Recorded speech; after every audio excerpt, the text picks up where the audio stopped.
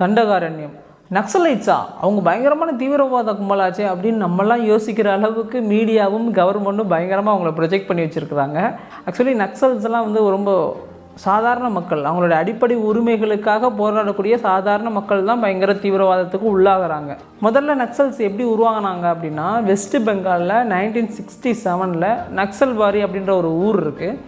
அந்த ஊருக்கு வந்து சில கவர்மெண்ட் பாலிசிஸ்லாம் வருது. அப்போ அரசு அதிகாரிகள்லாம் அங்கே போயிட்டு அங்கே இருக்க மக்களை வந்து வெக்கேட் பண்ண சொல்கிறாங்க. இது எங்களுடைய அடிப்படை சொத்து, நாங்கள் இங்கேருந்து போக முடியாது, இதை நம்பி தான் எங்களுடைய வாழ்வாதாரம் இருக்குது அப்படின்னு அவங்க சண்டை போடுறாங்க. அவங்கள தான் வந்து நக்சல்ஸ்னு சொன்னாங்க. அதே மாதிரி எங்கெல்லாம் மலைவாழ் மக்கள் இருக்காங்களோ, எங்கெல்லாம் சண்டை வந்ததோ அவங்களால நக்சலைட்ஸ்னு சொன்னாங்க. இதுதான் நக்சலைட்ஸ். பேசிக்காக பார்த்தோன்னா அது அவங்களுடைய அடிப்படை உரிமையை தான் அவங்க கேட்டுட்ருக்காங்க. அவங்களால எந்த எளிய மக்களுக்கும் பாதிப்பு கிடையாது. பெரிய பெரிய முதலாளித்துவத்துக்கும் அரசாங்கத்துக்கும் தான் பாதிப்பை தவிர எளிய மக்களுக்கு எந்த பாதிப்பும் கிடையாது. பட் அவங்கள வந்து பயங்கர தீவிரவாதியாக ப்ரொஜெக்ட் பண்ணுறாங்க. தண்டகாரண்யம் இந்த படம் வந்து ஒரு உண்மை சம்பவத்தை தழுவி எடுக்கப்பட்ட படம். அதாவது அரசியல்வாதிகள் வேலையில்லாத மலைவாழ் இளைஞர்களை எவ்வாறு நக்சல்ஸாக பயன்படுத்திக்கிட்டாங்க அவங்களுடைய அரசியல் ஆதாயத்துக்காக அப்படின்றத இந்த படம். இது ஒரு பெரிய ஸ்கேம் நடந்தது, அதை ரிவீல் பண்ணுற மாதிரி அந்த ஸ்கேமை பற்றின படம் தான் இந்த படம்.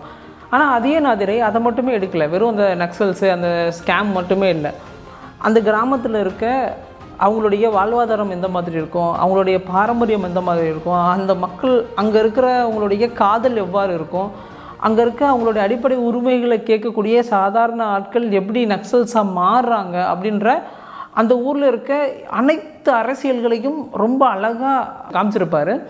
அதுலேயும் அந்த லவ் சீன்ஸ்லாம் செம்ம சூப்பராக இருக்கும். சீரியஸ்லி ஹீ நெயில்ட் இட் அப்படி தான் நான் சொல்லணும்.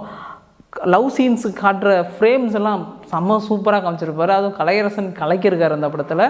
கெத்து தினேஷ் அண்ணன்ட்ட வந்து அவர் பேசிக்காகவே அவரெல்லாம் பயங்கரமான ஆக்டரு.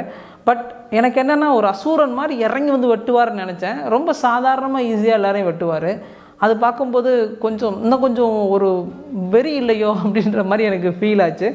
அதுக்கப்புறம் சபீரோட ஆக்டிங்லாம் செம்ம சூப்பராக இருந்தது. பட் இந்த படத்தை வந்து அப்படியே பயங்கர ஏற்ற இறக்கமாக இருக்கும், பயங்கர ட்விஸ்ட்டு டேர்ன் அப்படி இருக்கும் இப்படி இருக்கலாம் எதிர்பார்க்க வேணாம். அந்த ஸ்கேமை ரிலேட் பண்ணி என்ன அரசியல்லாம் இந்த படங்களில் நம்ம பேச முடியுமோ அதெல்லாமே பேசி செம்ம அழகாக காமிச்சு சூப்பராக முடிச்சிருப்பார். பட் படம் முடிச்சுட்டு எனக்கு வெளில வந்தோடனே ஃபஸ்ட்டு தோணுன விஷயம் என்ன அப்படின்னா, எனக்கு பயங்கர இம்பேக்டாக இருந்தது என்னென்னா, இந்தியாவில் அதுவும் எஸ்பெஷலி இளைஞர்கள் மாணவர்கள் கண்டிப்பாக அட்லீஸ்ட் ஒரு டிகிரியாவது முடிச்சிடணும்.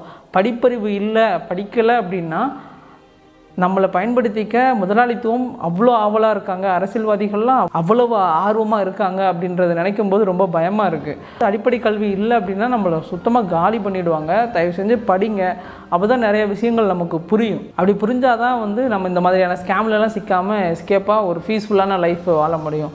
நம்மளாம் ஸோ பிளஸ்ட். அழகாக நம்ம வீட்டில் உட்காந்துக்கிட்டு இந்த பாருங்கள் சூஸாக சேரில் உட்காந்துட்டு அழகாக உங்களை பார்த்து பேசிக்கிட்டு இருக்கேன். நான்லாம் ரொம்ப பிளஸ்டு. ஆனால் அந்த மாதிரி மக்களை யோசிக்கும்போது இந்த படம் வந்து பயங்கர இம்பேக்டாக இருக்குது. இந்த மாதிரிலாம் நடக்குமா அப்படின்னு. ஒரு அசூரனாக இருக்கட்டும், விசாரணையாக இருக்கட்டும், டானாகாரனாக இருக்கட்டும், இந்த படம் தண்டகாரண்யமாக இருக்கட்டும், இதெல்லாம் பயங்கர இம்பேக்ட்ஃபுல். இப்படியும் கஷ்டப்படுறாங்களா மக்கள், இப்படியும் அரசு அதிகாரிகள் பயன்படுத்திக்கிறாங்களா அப்படிங்கும்போது ரொம்ப கஷ்டமாக இருக்குது. பயங்கர இம்பேக்ட் இந்த படம் பயங்கரமாக உருவாக்குச்சு. இந்த படம் எல்லோரும் கண்டிப்பாக போய்ட்டு மஸ்ட் வாட்சபிள் ஃபிலிம், எல்லோரும் கண்டிப்பாக தேட்டரில் பார்க்கக்கூடிய படம். ஆனால் பயங்கரமாக அப்படி இருக்கும் இப்படி இருக்கும் அதெல்லாம் நீங்கள் பார்க்க வேணாம். இதுக்கு முன்னாடி நான் ஒரு கலையரசன் அவருடைய ஒரு இன்டர்வியூ பார்த்தேன். அதில் வந்து இந்த படத்தில் தாங்க நான் சாகாமல் இருக்கேன் அப்படின்னு சொன்னார். அதை நம்பி நான் கிளைமேக்ஸ் வரைக்கும் ஹீரோ மெட்டீரியலாக ஏதோ ஒரு சீன் பண்ணிவிடுவார், தப்பிச்சுடுவார்னு நினச்சேன். பட் கிளைமேக்ஸை நீங்கள் பாருங்கள், அவர் உயிரோடு இருந்தாரா இல்லை செத்துட்டாரா அப்படின்ற அந்த ட்விஸ்ட்டு உங்கள்கிட்டயே நான் விடுறேன். அவ்வளோ சூப்பராக இருந்தது இந்த படம். எல்லாமே செம்ம சூப்பராக நடிச்சிருந்தாங்க. சின்ன சின்ன ரோல் கொடுத்துருந்தாலும் அவங்க ரொம்ப அழகாக நடிச்சிருந்தாங்க.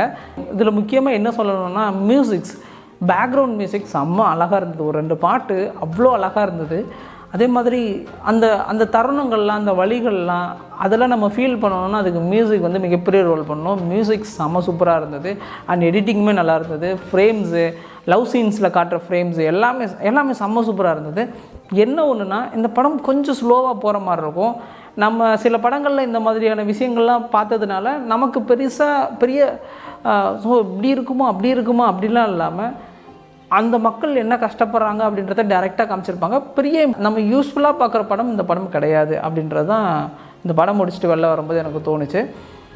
இப்படியும் மக்கள் இருக்காங்க, இப்படியும் ஸ்கேம்ஸ் நடக்குது அப்படின்னு எல்லாரும் கண்டிப்பாக தெரிஞ்சுக்கணும். இந்த மாதிரியும் அரசியல் நடக்கும் அப்படின்றதையும் தெரிஞ்சுக்கணும்னு நான் நினைக்கிறேன் இந்த படம். அதனால் இளைஞர்கள் அனைவரும் போயிட்டு கண்டிப்பாக தேட்டரில் பார்க்கணும். இந்த படத்தை தேட்டரில் பார்த்து என்ஜாய் பண்ணுங்கள். நன்றி.